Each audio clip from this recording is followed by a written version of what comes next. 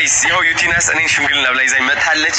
እንግዲህ ሰሞኑን ልጅ አምጥቶት እንግዲህ አዲስ አበባ እያዘነ ነው ይገኛል ከአባቱ ጋር ልጃችሁ እንደዚህ ምክንያቱም የምነግራችሁ ነገር ትለያያላችሁ። በእርግዝናሽ ወቅት በአራስነት ተሽዋክሽ ራስ ይዞ ምናምን ሰላም ያንተ ቤተሰቦች እንዴት ናችሁልን? በዛሬው ቆይታችን እንግዲህ እነዚህንና መሰል ቪዲዮዎችን የምናጋራችሁ ይሆናል። ለቻናላችን አዲስ የሆናችሁ ቤተሰቦች ሰብስክራይብ፣ ላይክ እና ሼር እያደረጋችሁ ቪዲዮዎችን እስከ መጨረሻ ተከታተላችሁ ደግሞ ኮሜንት እንድታስቀምጡልን በትህትና እንጠይቃችኋለን። ወደ መጀመሪያው ቪዲዮ እንሄዳለን። ከዚህ በፊት እንግዲህ አዶናይ እና ዩቲናስ የአመቱ ምርጥ ኮላቦሬሽን ይዘን መጥተናል ብለው እንግዲህ ከአዶናይ ቲክቶክ አካዳሚ ጋር በተገናኘ ያመጡት የሆነ ሰርፕራይዝ ነበር። ዛሬ ደግሞ ሌላ ጉዳይ መጥቷል። ጋይስ ይኸው ዩቲናስ እኔን ሽምግልና ብላ ይዛኝ መታለች። እንግዲህ ዳሽን ሱፐር አፕ ላይ ኮምፒቲሽን ውድድር ውስጥ እንደገባች ታውቃላችሁ። የሚገርም ሙቪም ሰጣችኋለች። ብዙዎቻችሁ ውስጣችሁ ተነክታችኋል፣ አልቅሳችኋል፣ አዝናችኋል። ጨነቀኝ ምን እንደምል ግን ፕሊዝ ቦት አድርጓት። አሁን ልታሸንፍ ነው። ወደ አንደኛ መውሰድ አለብን። አንደኛ ለወጣ ሽልማት ስንት ነው? 3 ሚሊዮን ብር። 3 ሚሊዮን ብር። እሷ ብታሸንፍ 1 ሚሊዮን ብር እኔን ብትሰጠኝ ማለት ነው። በቃ ይሄ አሪፍ አይሆንም? አውቄ ነው አትሰጠኝም፣ ግን ፕሊዝ አግዟት። አንደኛ እንድትወጣ ሰፖርት እናድርጋት ሁላችንም። እሺ ሴቶች ፕሊዝ እህታችሁን ሰፖርት አድርጉ። በጣም ጎበዝ ነች። በጣም ብዙ ነገር ነው የሞከረችውና ይህ ማሸነፍ አለባት። ግዴታችንን እንወጣ። የሚታወቀው አዶናይ እንግዲህ ከዚህ በፊት ከዩቲናስ ጋር የአዶናይ አካዳሚን አስመልክቶ ምርጥ ኮላቦሬሽን ብሎ እንደመጣ ይታወቃል። ዛሬ ደግሞ የዳሽን ባንክ ሱፐር አፕ ባዘጋጀው ቻሌንጅ እንግዲህ ዩቲናስ የአዶናይ ቤተሰቦችም የዩቲናስ ቤተሰቦችም እንደዚሁም ሌሎች ቲክቶክ ላይ የሚጠቀሙ ሰዎች ደግሞ ዩቲናስን መርጠዋት 3 ሚሊዮን ብር ብታሸንፍ ብሎ ነው ቻሌንጅ እያሰራ ያለው። ዩቲናስ በነገራችን ላይ በርካታ ስራዎችን ከዚህ ከሴት አዳሪዎች ጋር በተገናኘ ጎዳና ላይ ወጣ ሌሊት ወጣ ባለፈው ጊዜ ስናሳያችሁ ነበረ። ብዙ የበጎ አድራጎት ስራዎችን እየሰራች ነበር። እንደዚሁም ደግሞ የዳሽን ባንክ ሱፐር አፕ ቪዲዮ የሰራችው ከዚህ በፊት ወርዶባት በከፍተኛ ሁኔታ ተበሳጭታም የመጣችበት ነበር። እስኪ ወደ አዶናይ እንመለስና አዶናይ ከአርባ ምንጭ ያመጣው ልጅ አዶናይን አርባ ምንጭ እጁን የሳመው ልጅ አምጥቶት እንግዲህ አዲስ አበባ እያዘነ ነው ይገኛል ከአባቱ ጋር ምን አይነት ሁኔታዎችን እያሳለፉ ነው? ይሄ ስልክ ከመግዛት ጋር ሆቴል ይዞ እነሱን ከማንሸራሸር ጋር አየር መንገድ ደግሞ ከአርባ ምንጭ ወደ አዲስ አበባ ሲመጡ የተለያዩ ሰርፕራይዞችን ሲያደርግላቸው ነበረ። እስኪ በተወሰነ መልኩ አይተን እንመለሳለን። ፋሚሊ በዚህ መልኩ ነው እንግዲህ ሰርፕራይዝ ሲያደርጋቸው የነበረው። ጸጉር ቤትም ወስዶ ሆቴልም ወስዶ እንግዲህ ሲያዝናናቸው ነበረ። እንደዚሁም ደግሞ ናቲ ደግሞ የአዶናይ ጸጉር አስተካካይ ነው። ናቲም ጋር ወስዶ በዚህ መልኩ ጸጉራቸውን አስተካክሎ ምናምን ነገር ልብስ ቀያይሮ በጣም ደስ የሚል ጊዜ እንዳሳለፉ እናውቃለን።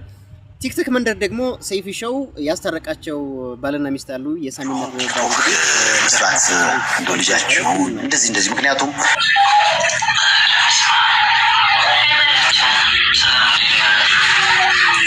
እነዚህ ጥንዶች እንግዲህ የሳሚናት ብላ እሷ ልጄን ብቻዬን ነው እያሳደኩ ያለሁት ባሌ ክዶኛል በሚል እንግዲህ ጸብ ላይ እንደነበሩ ስናይ ነበረ። አሁን ደግሞ ሰይፉ አስታረቃቸው ተባለ። ከዛ ደግሞ ትላንትና ምሽት ባንድ የቲክቶክ ላይቭ ስትሪም ተከስተዋል ማለት ነው። ምናልባት እንግዲህ ከዚህ ጋር ተያይዞ ሰዎች የራሳቸውን እይታ እያስቀመጡ ይገኛሉ። ምናልባት ፍጥነታቸው ወይም ደግሞ እሷ ፈጥና ወደ ቀድሞ ትዳሯ መመለሷ ሌላ ችግር እንዳያመጣባት ከዚህ በፊት በተለያዩ ቻሌንጆች እንዳሳለፈች ስለሚታወቅ ማለት ነው።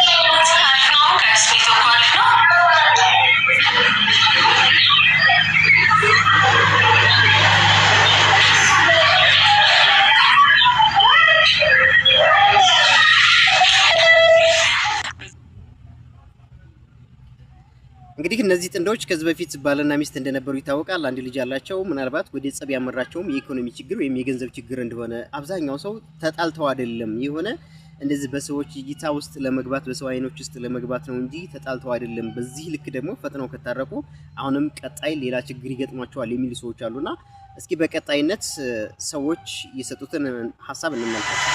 እርግጠኛው የምነግራችሁ ነገር ትለያያላችሁ። በእርግዝናሽ ወቅት በአራስነት ተሽዋክሽ ያሳለፍሽውን መከራና ሐዘን እንዲህ በቀላሉ ውልቅ ብሎ በ2 ሳምንት ውስጥ የሚወጣ እንዳይመስልሽ።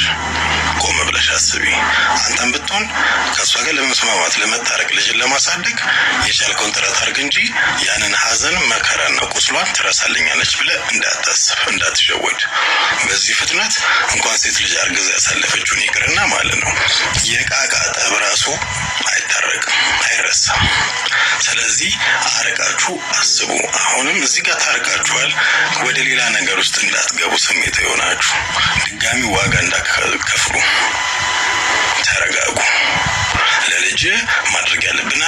ህይወትን አስተካክል። አንቺም ለልጅሽ ሁኚ። መንገድሽ ጥሩ እየሄደ ነው። ሰዎች አውቀውሻል። ስራ ሊያሰሩሽ ብዙ ሊያግዙሽ ሰዎች እየፈለጉ ነው። ይህንን እድል ተጠቀሚበት። ዘለሽ ወደ ስሜት እንዳትገቢ፣ ዘለሽ ወደ ግንኙነት እንዳትገቢ። ህይወትሽ ይበላሻል። ድጋሚ የረሳሹ ሊመስልሽ ይችላል ስላየሹ። እሱ ስሜት ነው። 1-2 ሴክስ አርጋችሁ 1-3 ቀን አረጋ ግፋቢል ሳምንት ሴክስ አርጋችሁ እሱ ያልቃል። ትረጋጋላችሁ። የዛኔ ያ ሀዘንሽ፣ ያ መከራሽ፣ ያ ራስሽን ሊያስተፈር ሲሞክር የነበረው ህመምሽ አንድ ባንድ እየወጣ እንድትጤው ነው የሚያደርግሽ። ስለዚህ የፈጠነ እንዳትታረቁ፣ የፈጠነ እንዳትግባቡ፣ ባልና ሚስት ሙድ እንዳታራምዱ፣ ርቀታችሁን ጠብቃችሁ ቀስ እያላችሁ እየተራመዳችሁ ለማስተካከል ሞክሩ። ከዚህ ጋር ተያይዞ እንግዲህ ሌሎች ሰዎችም የተናገሩት ነገር አለ። ከዚህ በፊትም የሚዘዋወሩ ቪዲዮዎች ነበሩ። እስኪ በቀጣይ ደግሞ ሌሎች ሰዎችስ ከዚህ ጋር ተያይዞ ከሁለቱ የትዳር አጋሮች ወይም ደግሞ ተለያይተው መልሰው ሰይፉ ካስታረቃቸው ቲክቶከርና አንድ ሌላ ቲክቶከር ማለት ነው፣ ሁለት ቲክቶከሮች ምን ሌሎች ሰዎችስ ምን አሉ? ፈጥነው ወደ ፍቅር መመለሳቸው ወይም ወደ ትዳር መመለሳቸው ደግሞ ሌላ ቻሌንጅ እንዳያመጣባቸው የብዙ ሰዎች ስጋት ይመስላልና እስኪ በቀጣይ ደግሞ ሌላ ሰው የተናገረውን እናመጣላችኋለን ማለት ነው።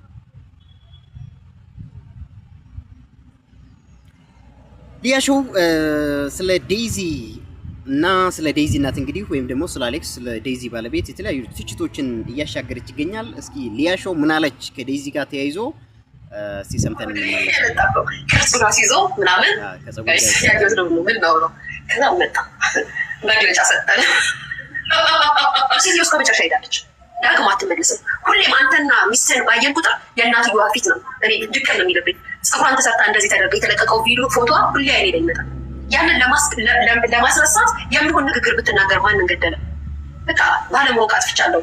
ለሷም እኔ ማለት አንዳንድ ስሜት ምናልባት እዚህ ጋር ሊያ ሾው እየተናገረች ያለችው ያው የዴይዚ እናት ሪሊ ሞታለች አልሞተችም የሚለው ነገር በሶሻል ሚዲያ እጅግ በጣም አነጋጋሪ ጉዳይ ነው። እስካሁን የተፈታ እንቆቅልሽ አይደለም መሞቷ ራሱ ማለት ነው። የዴይዚ እናት ሞታለች አልሞተችም። ነገር ግን እዚህ ጋር እያረጋገጠች ያለችው ሊያ ሾው የዴይዚ እናት እንደሞተችና ከዛ ጋር ተያይዞ እንግዲህ አሌክስ የሷ ሀዘን ሳይወጣ ላይቭ ስትሪም መገኘቱ ወይም ደግሞ ጸጉሩን በእንደዚህ አይነት ስታይል መምጣቱ ደግሞ እጅግ በጣም አስቀያሚ ነገር ነውር እንደሆነና ምናልባትም ከወጣቱነቱ ጋር ተያይዞ ከልጅነቱ ጋር ተያይዞ እንግዲህ እንደዚህ አይነት ያው የመገለጫዎች ሊሆኑ ይችላሉ ወይም መገጠመኞች ሊሆኑ ይችላሉና ግን ትክክል አይደለም የሚል ነገር ነው እየተናገረች ያለችው።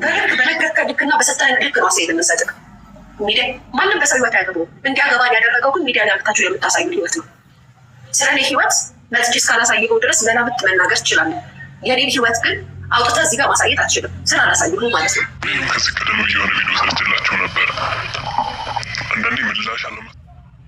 እንግዲህ ሊያ ሾው እኔ ብሆን በአንተ ቦታ እኔ ብሆን አላረገውም አይነት ነገር ነው። እስኪ የሌላ ሰው ስሜት ተመልክተን እንመለሳለን። በመጀመሪያ ይህን ሁሉ ቀጠሮ ያበዛባት ህይወቷ አለፈ የምትላት አሌክስ የሚስቱ እናት ወይም ደግሞ የዴይዚ እናት ከመሞቷ በ8 ቀን ውስጥ ቢያንስ 8 ቀን ሳይሆናት ወደ ላይቭ መመለሱ ወደ ስራ መመለሱ አስነዋሪ እንደሆነበት ነው እየተናገረ ያለው። ካሳለኝ ነገር ቢኖር